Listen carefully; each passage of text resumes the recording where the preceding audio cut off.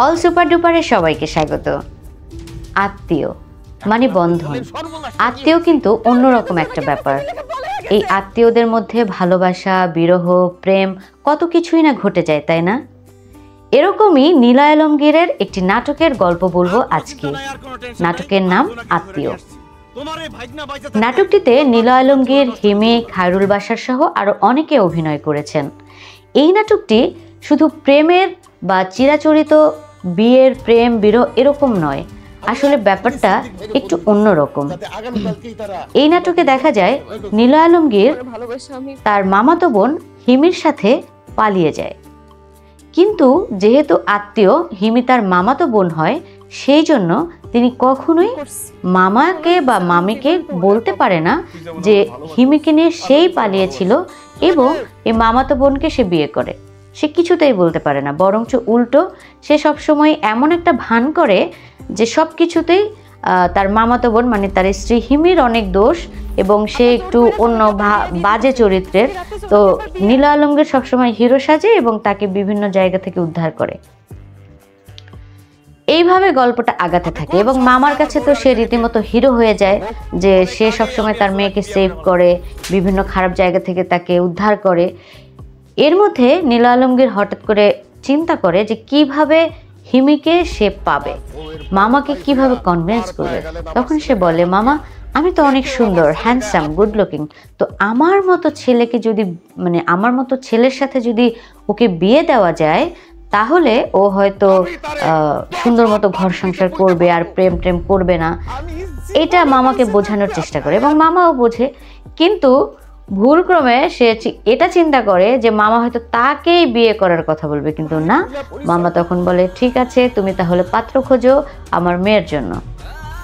যথারীতি নীলা আলমগীরের বাবা তার সম্বন্ধের ছেলের জন্য মেয়ের জন্য পাত্র দেখা শুরু করে এবং পাত্র দেখে সে বেরও করে, পাত্র দেখতেও আসে। সেই বিয়ে বিভিন্ন কৌশল করে নীলা আলমগীর ভেঙে দেয়। তো এভাবে এক এক করে সে বিয়ে ভাঙতে থাকে এবং সবাইকে এটা বোঝানোর চেষ্টা করে যে ওকে অন্য কোথাও বিয়ে দিতে হবে, কিন্তু তাকে কেউ আসলে বিয়ের কথা অফার করে না। তো নাটকটি যখন এরকম আগাতে থাকে তখন হিমি আসলে আর পারছিল না, সে উপায় না পেয়ে সে আত্মহত্যা করতে যায় এবং নিলয় সেটি দেখে সে হিমিকে বাধা দেয় এবং তাকে আশ্বস্ত করে যে যেভাবেই হোক তুমি আমার বউ, আমি তোমাকে যেভাবে হোক এখান থেকে নিয়ে যাব এবং সবার সামনে মর্যাদা দিয়ে আমি তোমাকে নিয়ে যাব। তো হিমি আশ্বস্ত হয়, কিন্তু তাদের এই ঘটনা বা তাদের এই দৃশ্য দেখে ফেলে হিমির বাবা এবং মা। ব্যাস, এবার তো নীলা আলমগীরের প্রতি তাদের বিশ্বাস ভেঙে যায় যে এতদিন তুমি আমার মেয়েকে রক্ষার কথা বলে আসলে তুমিই আমার মেয়ের সাথে প্রেম করেছো, এই হচ্ছে তোমার আসল চেহারা। তো নিলয়কে অনেক মারধর করে এবং নিলয় এটা বোঝানোর চেষ্টা করে যে আমি ওকে অনেক ভালোবাসি, হিমিও বোঝানোর চেষ্টা করে যে তাকে ভালোবাসে। এই যে আত্মীয়র কারণে তারা কখনোই তাদের বিয়ের কথাটা আসলে বলে উঠতে পারে না, কারণ তাদের একটাই ভয় যে যদি তাদের সাথে সম্পর্কটা নষ্ট হয়ে যায়, আত্মীয়র সম্পর্কটা নষ্ট হয়ে যায়, তখন তো ব্যাপারটা আরো খারাপ হবে। তো এই কারণে তারা আর বিয়ের কথাটা বলতে পারে না। যাই হোক, দুই পক্ষের মধ্যে, দুই বাবা মায়ের মধ্যে সম্পর্ক নষ্ট হয়ে তারা বেশ ঝগড়াঝাটি করে তারা চলে যায়। এরপরে নীলায় আসলে তার বাবাকে বোঝাতে থাকে বাড়িতে যে আমি ওকে ছাড়া বাঁচবো না, আমার ওর সাথে বিয়ে দাও। তো নীলয়ের বাবা মা কনভিন্সড হয়ে হিমির বাবা মার কাছে আসে বোঝানোর জন্য যে ঠিক আছে, আমার ছেলে যেহেতু ওকে অনেক ভালোবাসে, ও ভালোবাসে, চলো আমরা ওদের বিয়ে দিয়ে দেই।